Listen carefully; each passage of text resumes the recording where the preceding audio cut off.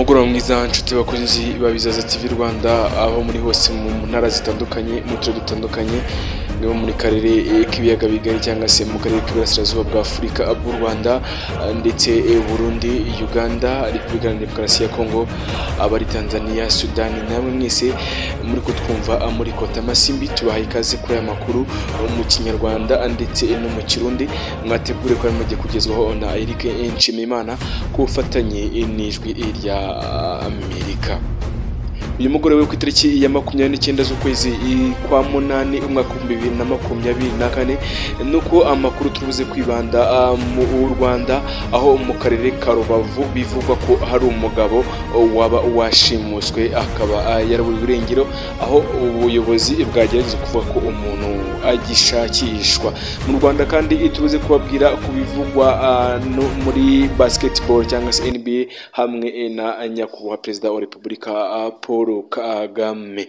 Mu Burundi turakomeza tubabwira ko ibijyanye n'amashuri yitangira nabyo bikomeje kuba ingorabahizi.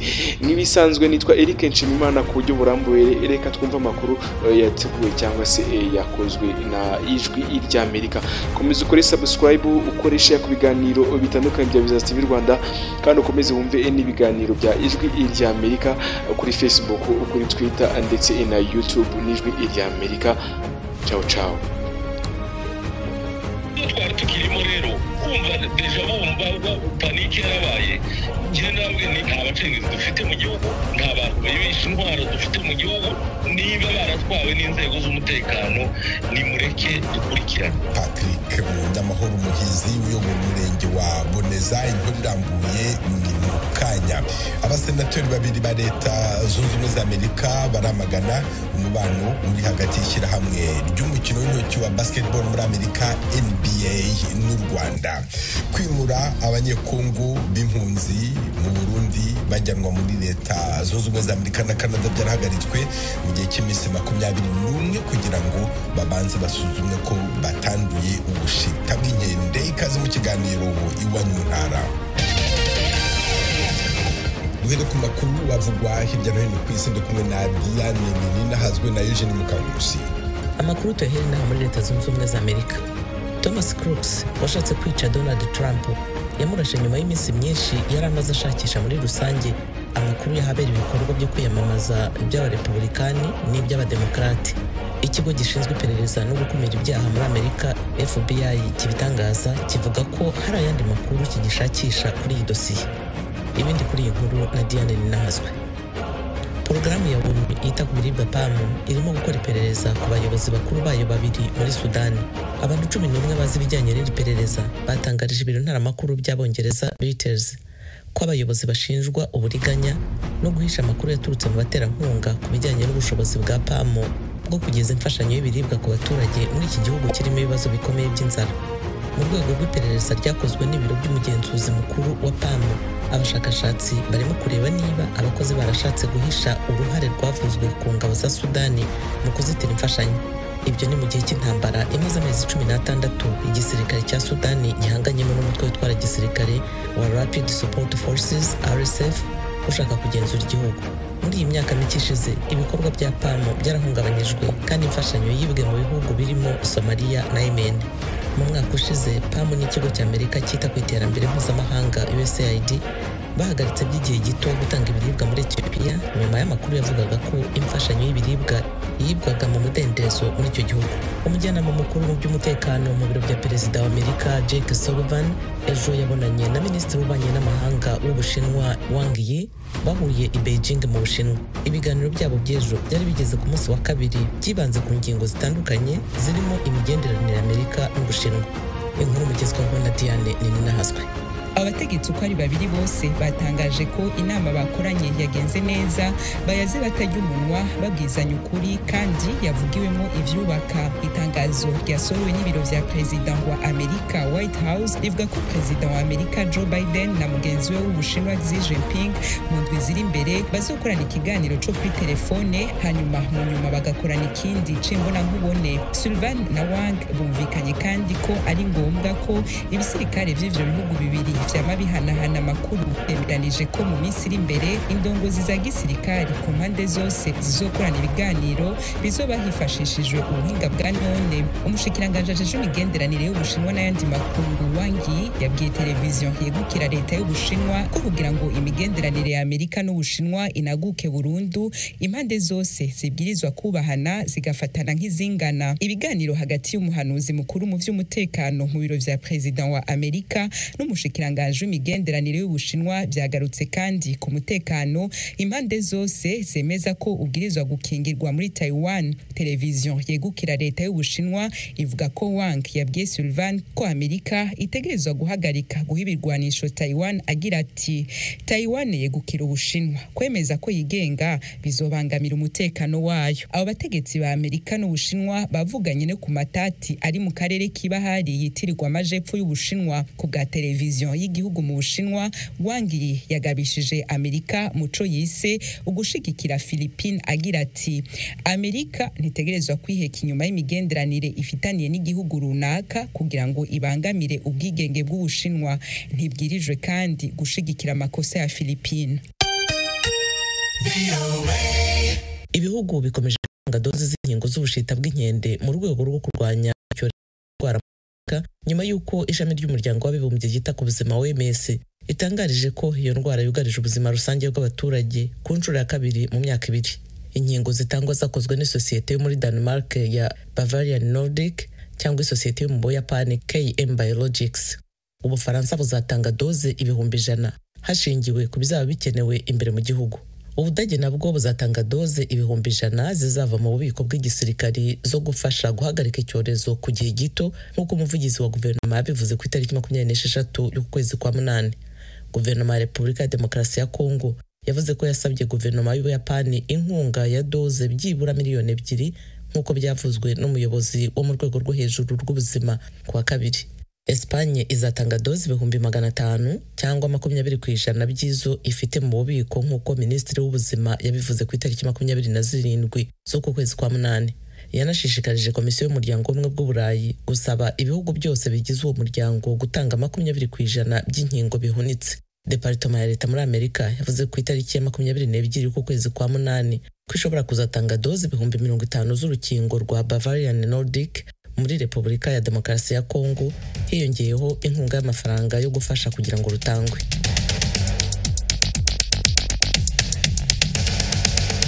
Murakoze Diane Nini nahazwe na Eugene Kanku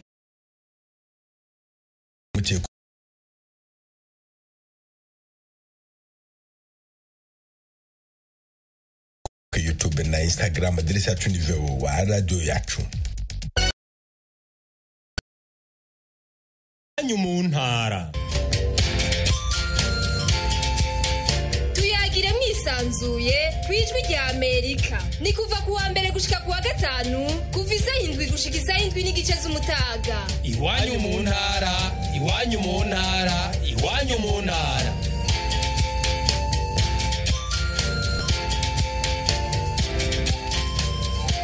Mu ntara y'Uburengerazuba bw'u Rwanda mu karere ka Rutsiro haravugwa ishimutwa ry'umuntu watwawe n'abantu bambaye imyenda ya gisirikare. Uziye Ntakirutimana wakoraga akazi ko kugemura ibitoki n'amakara bivanye Rutsiro bijya nyuze mu bwato, atuye mu murenge wa Boneza. Eric Bagira ubusa yakurikiranye iyo nkuru, turi kumwe ku murongo wa telefone. Eric Bagira ubusa, wiriweho?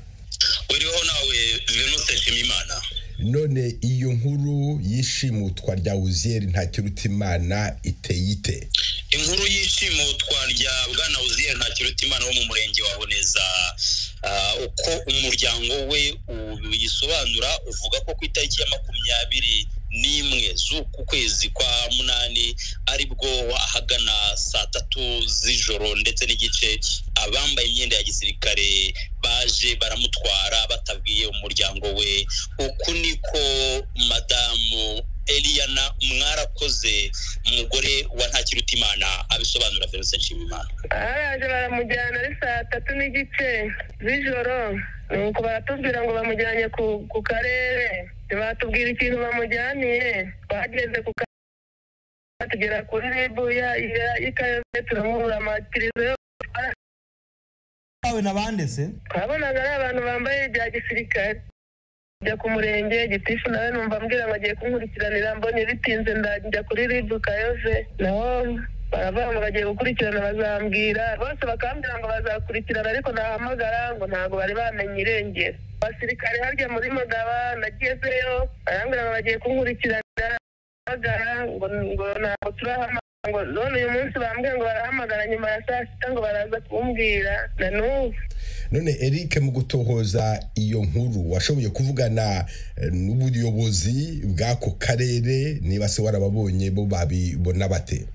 Uretse n'ubuyobozi bw'ako karere, Venuste Nshimiyimana nanavuganye n'umuvugizi w'igisirikare cy'u Rwanda kuko nibo bashyirwa mu majwi ko aribo batwaye uwo muturage, ariko umuvugizi bw'igisirikare cy'u Rwanda bukimva ko ndi kubabwira icyo kibazo bwahise bunkupiraho telefone bunsaba kuboherereza ubutumwa bugufi kuva ejo saa 5 mbohereza ubutumwa bugufi, ntabwo baragira icyo basubiza, ariko nateye intambwe kubera ko bavuga ko bagejeje ikirego ku murenge.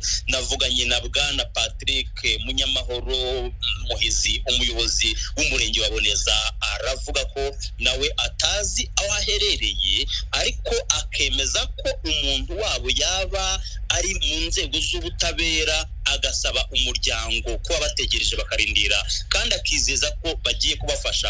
Uko niko Munyamahoro abisobanura Venuste Nshimiyimana. Iyi kibazo kimeze nka kuriya biri mu nzego z'ubutabera, kubera iki batabasha kwihangana ngo ubutabera bubanze bukora akazi kabwo? Bo barumva umuntu wabo yarapfuye se? Twarabasobanuriye. None se mubabwira aho aherereye? Nose umuntu uri mu butabera, ubwo ikindi wakenera kirenze icyo umuntu umwe aje agatwara umuntu wagira ikibazo, ariko umuntu umwe, babiri, batatu barambwiye ngo ni abantu 5. Namuriya n'abantu 5 nta kuntu baza ngo batware umuntu umwe, kandi mubona musanzwe muzi, mubona ko ari abasirikare cyangwa se niba ari inzego z'umutekano. Ni mworoshye, nje sinari nahari, dumuduha umwanya tumushake. Nibyo twari tukirimo rero, kumva deja bumva panike yarabaye. Nje nabwe ni nta bacengezi dufite mu gihugu, nta bantu bibisha intwaro dufite mu gihugu. Niba baratwawe n'inzego z'umutekano, nimureke dukurikirane. Ndanababwira noneho, reka mbaze noneho RIB, turaganira na RIB. Rero mu by'ukuri niba duha umwanya, ni ngewe ahubwo ufite ikibazo kubarusha. Unose umuturage ngiye yagenda ngaceceka. Nibashira umutima hamwe, nibaturekera ikibazo, dukurikirane tumenye aho umuntu ari. Rwose umunsi nabimenye, nanjye bwanjye nabajyana nzamubereka. None uyu gitifu waboneza ko avuga yuko RIB, urwego rw'igihugu rw'ubugenzacyaha bubizi, rwo washoboye kuvugana narwo? Nahamagaye umuvugizi w'urwego rw'ubugenzacyaha mu Rwanda, ari murangira, ntabwo twabashije kuvugana, ariko we namwohereje ubutumwa bugufi buvuga kuri iki kibazo, na n'ubu ndacyategereje Venuste Nshimiyimana. Eric bagira ubusa, izi nkuru zishimutwa, izi nkuru zibura ry'abantu umaze iminsi uzigarukaho ko zimonogoza wa mugani w'abaturanyi? Ziragenda zigaruka, ariko akenshi nkurikije uko byagiye bigenda, rimwe na rimwe bakunze kuboneka ishami imiryango iharanira iyubahirizwa ry'uburenganzira bwa muntu yakunze gutunga agatoki ubutegetsi bw'u Rwanda ko bunyereza bamwe mu baturage, ariko bikarangira bagaragaye ko bafitwe n'inzego z'umutekano. Ariko nanone hagati y'u Rwanda na Human Rights Watch ni ingingo u Rwanda rwakunze kwamaganira kure igihe cyose Human Rights Watch yabaga yizamuye Venuste Nshimiyimana. Eric bagira ubusha, umunyamakuru w'Ijwi ry'Amerika i Kigali, ndagushimiye cyane kandi nkwifurije umunsi mwiza. Ndagushimiye nanjye Venuste Nshimiyimana, kandi ugira akazi keza. Nabibabwiraga mu ngingo nkuru, abasenateri 2 ba leta zunze ubumwe za Amerika, Marsha Blackburn w'umurepublikani uhagarariye leta ya Tennessee muri Kongre, na Jeff Merkley w'umudemokrati uhagarariye leta ya Oregon mu nteko yishinga amategeko, kwa kabiri boherereje ibaruwa Adam Silver, umuyobozi wa NBA, n'ishyirahamwe ry'umukino w'intoki wa basketball muri Amerika, bamagana umubano wayo n'u Rwanda. Bararega perezida w'igihugu Paul Kagame guhonyora uburenganzira bwa muntu. Tim Harris ishimwe. mu ibaruwa bandikiye komiseri Adam Silver uyobora NBA, ijwi ry'Amerika ifitiye kopi senateri Marsha Blackburn wa leta ya Tennessee na mugenzi we senateri Jeff Merkley wa leta ya Oregon baramusaba gutanga ibisobanuro bitarenze ku itariki ya 3 y'ukwezi gutaha kwa 9. Mu byo agomba kwisobanuraho nk'uko bikubiye muri ibaruwa harimo kwerekana imbago z'imikoranire y'ishyirahamwe ayoboye na leta y'u Rwanda. Bagize bati birasa nkaho NBA yahoze igaragara nk'intwararumuri y'uburenganzira bw'abaturage irimo guhitamo kubaka ubucuti n'abanyagitugu n'abikanyizi, byose ikabikora mu izina ryo kurutisha inyungu amahame. Iyi baruwa igaragaza ko imikoranire ya NBA na Perezida Paul Kagame yatangiye mu mwaka wa 2018, ko ndetse iri shyirahamwe ari naryo ryahaye umukuru w'u Rwanda inama n'inkunga yari akeneye mu kubaka inzu mberabyombi y'agatangaza ifite agaciro ka miliyoni 104 z'amadolari y'Amerika mu rwego rwo gushinga irushanwa rya Basketball African League. U Rwanda rumaze kwakira imikino ya nyuma y'iryo rushanwa inshuro enye. Ibyo nk'uko aba basenateri babivuga byaguye ibikorwa by'ishyirahamwe NBA muri Afurika ku buryo kugeza muri 2021 ryari rimaze kuhashora hafi miliyari y'amadolari. Ibaruwa iti NBA imaze kwakira Perezida Kagame i Toronto, i Los Angeles, i Charlotte, i Oakland no mu bikorwa binyuranye biterwa inkunga n'iryo shyirahamwe muri Amerika ya ruguru, imufata nk'inshuti n'umunyacyubahiro. Iri shyirahamwe rirungukira muri uyu mubano, ariko se ku kiguzi kingana iki? Aba basenateri bavuga ko Perezida Paul Kagame amaze imyaka irenga 20 ategekesha u Rwanda umuco wo kudahana. Baravuga ko ubwisanzure bwo kuvuga icyo umuntu atekereza n'ubwo kuri internet bugerwa ku mashyi muri iki gihugu. Baravuga kandi ko buri wese utinyutse kunenga ubutegetsi bwa Kagame, yaba abakandida batavuga rumwe n'ubutegetsi cyangwa itangazamakuru, afungwa, akazimizwa cyangwa se akicwa mu nyamaswa. Mu bindi ba senateri Blackburn na Merkley bagarukaho mu ibarwa yabo nuko ubutegetsi bwa Perezida Paul Kagame buvugwaho guha inkunga ya gisirikare inyeshyamba za M23 zimaze kuvana mu byabo ibihumbi by'abaturage muri Repubulika ya Demokarasi ya Kongo. Bati uyu mutwe ushinjwa amabakabije arimo kwinjiza abana mu gisirikare, gukoresha isambanya ku gahato nk'intwaro y'intambara no kwica rubozo abasivili. Baravuga ko guverinoma y'u Rwanda izwiho kwica, gushimuta no gutera ubwoba abatavuga rumwe nayo, kugeza no kukuba mu mahanga harimo no muri Leta Zunze Ubumwe za Amerika. Bityo ko ishyirahamwe NBA ridakwiye gukomeza guceceka mu gihe Kagame akomeza kwagurira igihugu cye mu bindi bihugu. Mu bibazo komiseri Adam Silver asabwa gutangaho ibisobanuro kandi harimo kwerekana ingamba NBA ayoboye igiye gufata mu kuzamura imibereho y'abanyarwanda, harimo nabo uburenganzira bwabo buhonyorwa na leta ya Kagame. Basenateri Blackburn na Merkley basoza baburira ko gukina umupira n'abanyagitugu n'ubutegetsi buhutaza rubanda bitagomba kuba umushinga w'ubucuruzi w'ishyirahamwe ry'umukino w'intoki wa basketball muri Amerika. Ahubwo iri shyirahamwe rigomba gukoresha ijambo ryaryo mu guharanira amavugurura mu mitegekere, harimo n'iyubahirizwa ry'ubutegetsi bugendera ku mategeko. Bati NBA igomba gushyira ingufu mu guteza imbere ubuzima bw'abanyarwanda bose, atari abaterankunga biyeguka ry'ibikorwa byayo gusa. NBA ntikwiye na rimwe, cyane cyane mu gihe abategetsi b'ibikomerezwa bakomeza kwiyongera ku isi, kwirengagiza amahano y'ihonyorwa ry'uburenganzira bwa muntu mu izina ryo gukurikirana inyungu. Ubwo twateguraga iyi nkuru ntacyo NBA cyangwa u Rwanda byari byakavuze ku rwandiko rw'aba basenateri. Twagerageje kuvugana n'umuvugizi wa guverinoma y'u Rwanda ntiyasubiza telefone yacu. Urakoze Tim Harris, ishimwe mukomeje kumva radio y'ijwi ry'Amerika ivugira Washington DC mu Kirundi n'Ikinyarwanda. Ishami ry'umuryango w'abibumbye rishinzwe abimukira OIM ryahagaritse by'agateganyo gutwara abanyekongo b'impunzi mu Burundi yagombaga kwimurira muri Leta Zunze Ubumwe za Amerika na Canada. Inkuru ya Thierry Vendayishimiye. Nk'uko amasoko yacu abitubwira ni uko impunzi z'abanyekongo zari ku ntonde za OIM, umuryango mpuzamakungu w'abimukira, zari zirindiriye kwimurirwa muri Amerika na Canada mu ndwi iheze, zahagaritswe mu kiringo c'imisi 21. Imvo ya byose ni irandagata ry'akaranda k'inkende gibonekeza cyane mu gihugu c'u Burundi. Amakuru ava mu bushiranganje bw'amagara y'abantu avuga ko uturere tw'ubuvuzi dushika kuri 29 kuri 49 muri ico gihugu twamaze kugaragara kugaragaramo iyo ndwara. Abo banyekongo bari bamaze kwitegura batekeye amasandugu batwaramo impuzu basezeye na bagenzi babo, ariko umunezero wabo wamaze akanya gato nk'uko ababegereye babitwiganiye. Umuryango mpuzamakungu w'abimukira wahagaritse urwo rugendo rwabo mu ntumbero yo kubanza kubasuzuma kugira ngo ntibajana ku karanda mu bihugu babimuriwemwo. Amakuru y'Ijwi ry'Amerika rihabwa na bamwe mu begereye abo bakongomani bari biteguriye urugendo rwo kuva mu Burundi berekeza muri Amerika na Canada, nuko bagenzi babo bageze muri ibyo bihugu bari biteguriye kubakira, ariko amaso akaba yaraheze mu nzira. Abo bose twavuganye ntibashimye kuvugira kuri mikro zacu mu kurinda umutekano wabo wo kuba batemerewe gutanga amakuru. Ayo makuru aremezwa kandi na bamwe mu barongoye amakambi y'impunzi bavuyemwo. Uyu yavuganye n'Ijwi ry'Amerika ni umwe mu barongoye ikambi imwe mu zo bavuyemwo zirimwo Kavumu,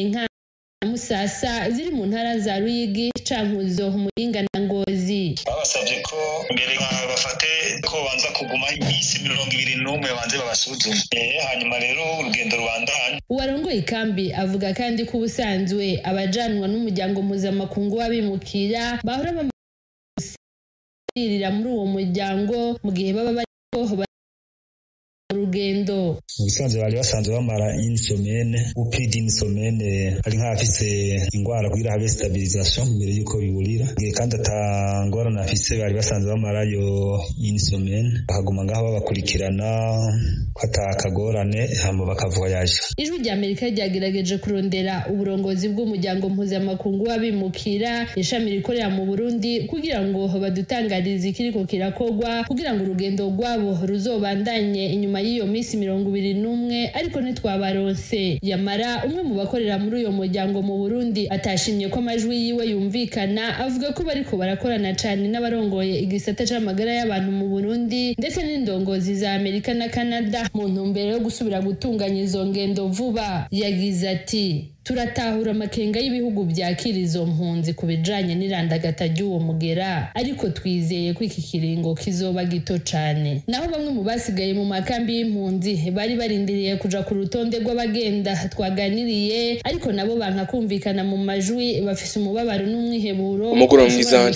kuja muri ibyo bihugu bya Canada na Amerika. Uyu yagize ati nari mfise inyota yo gusubira kubonana n'umuryango wa Amerika, ariko sinzi igihe nzosubirira kubabona. Uko guhagarika izo ngendo kuri abo jeje amagara y'abantu mu Burundi butangaje ku mugaragaro kwikiza c'akaranda k'inkende carandagase cane mu Burundi. Umushikiranganje Ridwine Baradahana yabishikirije mu minsi mike iheze, aho yasabye abarundi kwirinda iyo ndwara mu gukaraba neza n'ibindi. Ukuri tugerageze twirinde iki kiza c'akaranda, dushireho n'amazi yo gukaraba ku mabutike, ku mafarumasi, ahantu hose hahurira abantu, ku masoko, kandi tubigire itegeko. Yamara naho biruko abanyagihugu baba mu bice bitandukanye by'igisagara ca Bujumbura bavuga ko bigoye kubishira mu ngiro kuko bahanzwe n'ikibazo c'ibura ry'amazi. Ntivyoroshe kugira isuku karaba, ubunye n'amazi ntayahari, amazi aracikaguka ku bwinshi, sigure ko n'amazi gukaraba usanga ari ikibazo kugira ngo abantu bashobore gukaraba vyoroshe. Kuronka amazi yo gukaraba meza bikaba bikigoye cane kuri abo banyagihugu baba mu gisagara ca Bujumbura, kuko mwishira hamwe Regideso rijejwe gutanga amazi n'umuyaga nkuba mu minsi mike yiheze batangaje ko nta muti babona kugira ngo amazi akwiye aboneke. Ibitigiri duhabwa n'abegereye abari ku rutonde rw'abagenda nuko abarenga 120 aribo bari bagiye muri Amerika na Canada. Abari bagiye muri ibyo bihugu gushika ubu bacumbikiwe mu muryango mpuzamakungu w'abimukira mu kurindira ko iminsi 21 bahawe ihera, aho ngo ushobora no kongererwa nk'uko amasoko yacu abitubwira. Uburundi bukaba bufise impunzi z'abanyekongo barenga 80,000 bakaba bagwiriyemwo abo bita abanyamurenge. Thierry Vendayishimiye, Ijwi ry'Amerika, Kigali. Muri Republika ya Demokarasi ya Kongo urukiko rukuru rwa gisirikare rwicaye igoma rwakatiye igihano cyo kwicwa abasirikare bakuru 8 bo mu ngabo z'igihugu FARDC rwabahamije ibyaha birimo ibyo kwica abaturage b'abasivili nkurirambuye. Jimmy Shukani bakomera. Abo basirikare bose uko ari 8 bakatiwe nyuma y'urubanza rwatangiye kuva ku itariki 14 ukwezi kwa karindwi uyu mwaka, rukaba rwasojwe kuri uyu wa kabiri mu rukiko rukuru rwa gisirikare. Aba basirikare biganjemo abari mu matsinda atandukanye ya FARDC arimo na Garde Républicaine, itsinda rishinzwe umutekano w'umukuru w'igihugu n'abandi bayobozi bakomeye. Abo bose bakoreraga muri teritwari ya Nyiragongo. Ku munsi wa nyuma w'urubanza, ubushinjacyaha bwabanje bubasomera indangagaciro umusirikare wa leta akwiye kugenderaho, yaba ari mu kazi ke ka buri munsi cyangwa mu kiruhuko. Aba basirikare bahamwe n'ibyaha bitandukanye byiganjemo guhungabanya umutekano w'abaturage bari mu duce bayobora, kwica no kwiba imitungo y'abaturage no kutubahiriza uburenganzira bwa muntu. Harimo kandi abofisiye bashinjwa kuba barategetse